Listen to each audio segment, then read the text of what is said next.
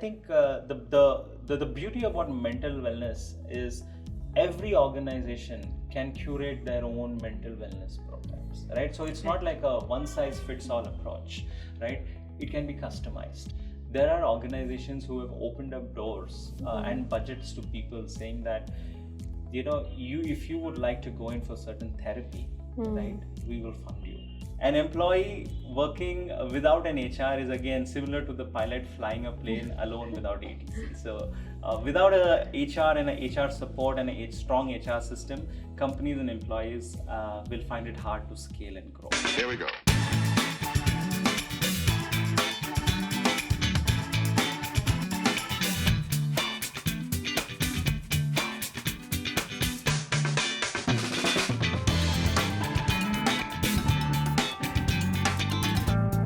Good morning, everyone. Welcome to our CHRO Connect series. Allow me to introduce our distinguished speaker for today, Mr. Nauman Shakib. Nauman's remarkable journey includes contributions made to esteemed organizations such as Simplilearn, MU Sigma, Parexel, and Mindtree, where his talent has left an indelible mark. As the Senior Director at HealthifyMe, Nauman's vision revolves around creating a workplace culture where individuals are inspired to challenge themselves every day. A very warm welcome to you, Mr. Nauman. Thank you so much for being here with us today. Thank you, Steffi. Thank you for having me. It's been a pleasure, and I feel honored and privileged to be part of this table and sharing this particular notes with you. So thank you for having me here. Before we get into the thick of the session, could you share with us some of your learning experiences as an HR leader, and what were some of the key turning points for you in your career? In my initial days, when I was growing up, HR was not the profession which I had in my mind. Like any other growing child, I always wanted to be a doctor or an engineer. But me venturing into HR was a sheer coincidence, and it was a result of an inspiration. I met up with someone who literally inspired me. I went for a session, a talk session, and that person literally blew me away. And it was like a fanboy moment for me. And when I walked up to that person after he or she got down the stage, and that's when I came to know that this person was in HR. And I started doing my research, and then I realized that mathematics, science, chemical compounds and formulas are not my cup of tea. I think people are my cup of tea, and that's how my interest and my journey towards HR started. Thank you so much for sharing that with us. Pleasure's all mine. Thank you. Today, our focus is on mental health and how organizations can best tackle it. Can you talk about some of the best practices or success stories of organizations of how they have addressed this subject effectively for their employees? Sure. So, Steffi, in my opinion, mental health is an ongoing problem. And if there are any organizations or people who have come forward and said that they have solved this problem, I really want them to actually go back and reflect on what they just said, because I think mental wellness is a problem which is not yet solved, and I think it can be solved, but we still have a lot of time to get answers to that, right? But in my opinion, I think mental wellness is as dangerous as having cancer, right? It is the invisible cancer which has been existing from a very, very long time in organizations and in people, and it's killing people. Yes. Right. In COVID, right, we lost a lot of friends, relatives, and I think all of us are, me, you, he, she, you name it. But for me, the other way I look at it is, COVID, yes, took away lives, yes, for sure, but COVID has also saved a lot of lives. Right. And that has happened because mental wellness, which was once a taboo, became a household term during the times of COVID. And I think it's, maybe I don't know if it is right or wrong to say it, but COVID did take away lives, but COVID also has ended up saving a lot of lives, right? Organizations prior to COVID were not investing a lot into mental health of their employees. right? Organizations at that point of time were more worried about deliverables, targets, Right. but very few organizations were focusing on mental health. If it was 10 out of 100 pre-COVID, post-COVID it's 100 on 100, right? Wow. That has also resulted in an explosion of mental health services, but I strongly urge that and think and feel and believe that we need to have certain strong measures taken on the kind of mental health support being given to people out there, because I still feel that there are a lot of avenues which have opened up calling themselves as mental wellness, but I don't think so. They are giving the best practices which is required for our people, which is also very, very dangerous.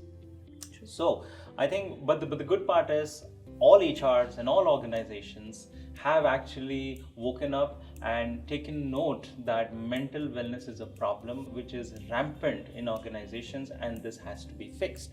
But at the same time, all of us as HRs know that mental wellness is a problem which is ongoing, and it's going to take some time before we fix it. However, there are a lot of organizations who have brought in a lot of best practices, including us, including me, including my team.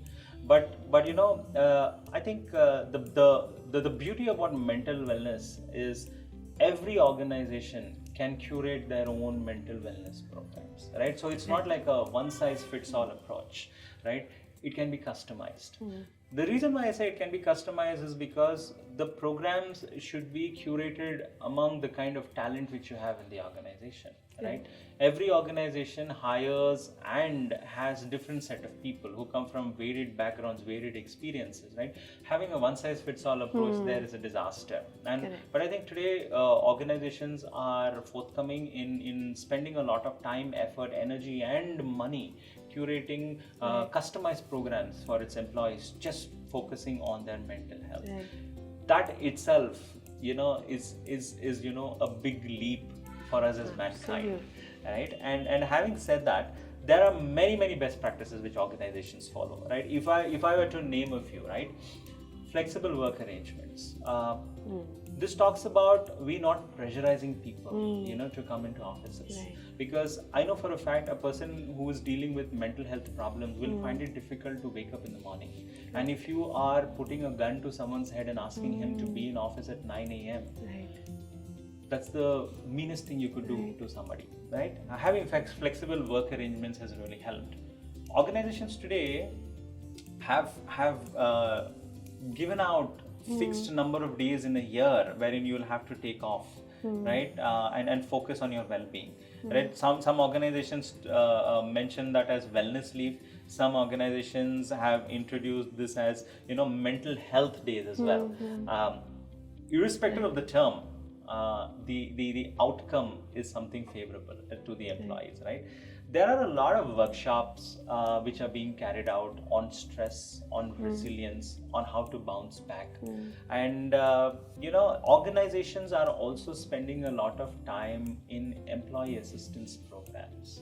There are organizations who have opened up doors and budgets to people, saying that if you would like to go in for certain therapy, right, we will fund you. And I think that's the most important thing an organization can do for helping people bounce back. In fact, just last week I was speaking to a mentor of mine, and he was telling that there are many organizations today who have introduced credit systems in their learning and development program, which is very, very important for their annual promotions, hikes, so on and so forth. A portion of their credits are assigned to how have you taken care of your mental health as well. Wow. There are things which are happening on a day-to-day basis, on a weekly basis. So I am super glad that we as HRs and organizations are spending enough of time, effort on building programs, curating programs for employees which are going to benefit them. So Steffi, all said and done, happy employees lead to a happy company. Absolutely. And organizations must spend not just on upskilling employees in terms of their professional growth, must also spend time on upskilling and helping people become stronger when it comes to their mental health. Right. Absolutely, couldn't agree more. Now, I want to ask you, what were some of your own personal challenges that you must have faced in the process of implementing these mental health initiatives at your workplace? Can you talk about that? Sure. The challenges are still ongoing. We haven't yet mastered it. But then, yes, when we were getting started, there were a lot of roadblocks and which we had to overcome. Right. Let me give a few examples here. When we started talking about mental wellness, right, and like we all know, mental wellness is still a taboo. People aren't comfortable talking about it. People shy away. Even the strongest of the minds, even the strongest of the person, right, today thinks twice to talk about mental wellness, right? So we said the only way we are going to get our people used to the new way of living called COVID, called mental wellness, is to talk about it, right? We leverage the power of community here, right? What I mean by this is we got a bunch of people, who have actually had mental wellness challenges in the past. We got them together, we put them in a room, we moderated sessions, we recorded these sessions. We wanted this message to go out far and loud.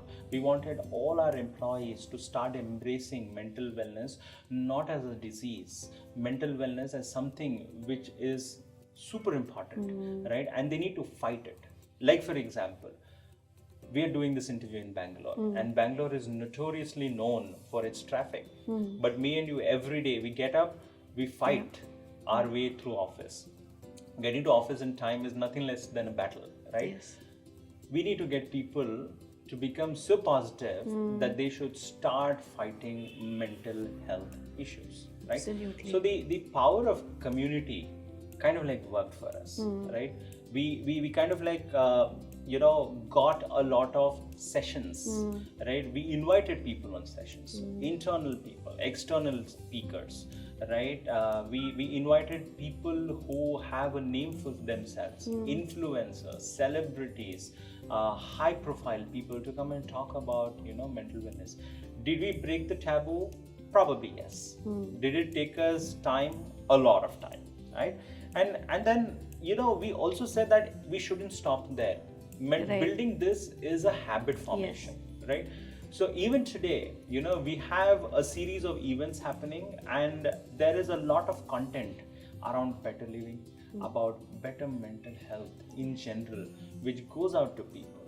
And we have made sure we use every possible platform available in the organization.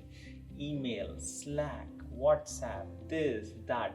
We've spammed people. But at the same time, we want people to know that mental wellness is an acceptable term to be used on the workflow. So it's been challenging, if I have to say the least, but we were able to solve it, right? And we're still solving it. The next big challenge which we faced was, identifying whether we need to sign up with mental health players in the market or have our in-house counselors and therapists. That was a big challenge for us because everything comes with its own pros and cons, right? And to be honest, we were also learning. We had to go speak to a lot of other HR. I spoke to my mentors. I spoke to other founders. We did a lot of research, right? And we went down the path of having an external partner, having an internal therapist as well. But did it work? The answer is yes. Which worked better? I said, I don't know, but it is working for us, right? So, we also realized that we didn't have proper materials for people to read, because there are many a times people may not voluntarily walk up to a session or not want to attend a session, right? True. But if you have something sent their way, they would spend hours and hours reading it, right? And once you read it, you tend to absorb, and that keeps rotating in your head like a loop, right? We spent a lot of time, getting what we called as a playbook, right, which talks about the do's, the don'ts. What is mental wellness? When do you need to ask for help? When is it too late? When is it too early? What are the ways? whom you can call, whom you can reach out to. How does the program of rehabilitation kick in, right? There were no proper communication here. So we ended up creating that. We did a bad job, right? I'll be honest in getting things together. But I think over a period of time, we evolved. And today we've got enough and more content available, which will be really, really helpful for anybody who wants to read up about mental wellness. We also thought of one more very unique initiative here. We said that we'll have to lead the way, right? And the best way to do that is to get your leaders to talk about it, is to get your leaders to share their experiences, right? We got leaders to go ahead, take therapy, and talk about it proudly, like it's an achievement, right? Again, habit formation, right? It helped us a lot. And last but not the least, like I said, we're still trying to figure out a lot of things, and hopefully there should be a day and there should be an event wherein I will come and declare to you that yes, we've mastered what it takes to have a very, very strong mental health fight back program. Thank you so much for your valuable insights. I think that answers the question of how organizations can take steps and measures to break the silence at their workplace. Now, what I want to ask you next is, what are some of the challenges in a workplace pertaining to mental health that manifest in the form of tardiness, absenteeism, or emotional outbursts? Have you encountered them? And if so, how did you manage to navigate through it? Sure. All of these are actually interrelated, tardiness, absenteeism, and emotional outbursts, right? A few years earlier, right, if there were such issues of maybe absenteeism or tardiness or emotional outbursts, right, it used to be labeled, that employee used to be labeled as a cultural misfit, right? I think we've evolved over times, right? And one of the reasons why I say that we have evolved is because any decision being taken by the organization today, is derived out of the principles of mental wellness, right? We need to get into the depth of why is one particular individual showing such signs, right? Rather than just labeling a person, which is the easiest thing which you can do. And in my opinion, it's the most evil thing which you could do, by labeling a person as a cultural misfit without identifying the reasons why he is behaving the way he is behaving, right? I think this is where the role of an HR is extremely important, because I think HR needs to keep people honest, and it needs to keep people neutral, right? There are many people today on our floors, who are suffering from some or the other kind of uneasiness within them, right? If that is not addressed, it results in tardiness, it results in absenteeism, and it also results in emotional outbursts. I think in today's time and age, emotional outbursts are very, very common in office, in meetings. People snap for the smallest of the things, right? People walk into office in a grumpy mode. People's reaction tells a lot about what they are going through, right? I think at this point of time, it is very, very important for us to identify these people who are going through such kind of, difference in their personalities, and spend time with them. I think we need to start inculcating a culture of care, a culture of love, a culture of support for all our people on the floor. Unless and until we don't do that, right, we would still probably be labeling them as misfits. In my opinion, a person turns into a misfit, right? And if we are labeling that person as a misfit, then I think as an org and as an HR, we have failed, because we allowed that person to turn into a misfit. Because there is a concept which I learned very earlier in my school and college days, right? It says that nip it in the bud stage, right? We should keep our eyes and ears open to see differences in people's behaviors, in their lifestyle, and keep an eye out on them, right? It all boils down to caring for each other. It all boils down to taking care of each other. It all boils down to spending time with each other, right? Very simple. I want to give you an example.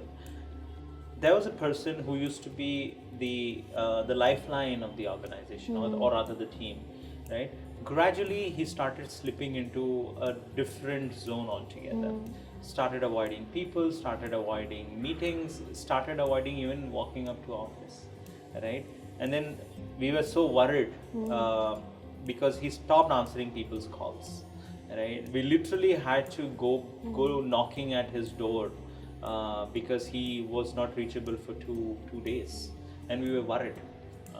We went home, and that's when we realized that he wanted to be aloof, right? And he started watching a lot of dark web series, right? And hadn't changed for 2 days. Was very, very unhygienic when we went and met him. That was a red flag for me, right? And at that point of time, we immediately got one of our support staff, packed his stuff, booked his tickets, put him on the next flight to his hometown. My team member went along with him, spoke to his parents, I spoke to his parents, and my team member stayed there for 2 days. We were taking extreme precautions because we felt that we intervened at the right time, right? Otherwise, this would have gone into a very, very different zone, right? There are multiple such situations, and it's very difficult for HR and for the founders and CEOs of the organization to keep a tab at it. This is where the managers have to play a very, very important role. Absolutely. Rather than signing off or writing off on anybody stating that he or she is a misfit or is not fitting in well, the managers need to take that time and that effort to speak to them and understand what is bothering them. And at the same time, the managers should make sure that they are not giving them solutions, because none of us are qualified enough to give solutions. There are counselors, there are therapists, who are qualified enough to give these suggestions, and we need to immediately refer them there, right? So, these are traits which we need to be careful and which we need to watch out for, and these are traits which in individuals which we need to immediately action upon, and this is something which we cannot overlook. Right. Couldn't agree more. Thanks for that, Nauman. I think these real life stories really can open up our eyes to the real situation that's out there. Now, if we had to take the case of smaller organizations, such as your small businesses or startups, where their room to accommodate such redundancies is very less, how would you approach this? Be it a startup or an SMB or a big organization, right? There needs to be some or the other plans with regards to mental health support, right?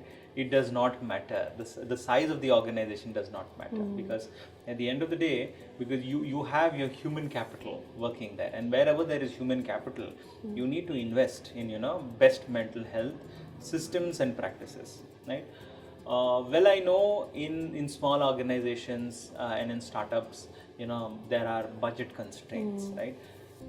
What a leader there could end up doing is that he could probably play multiple roles.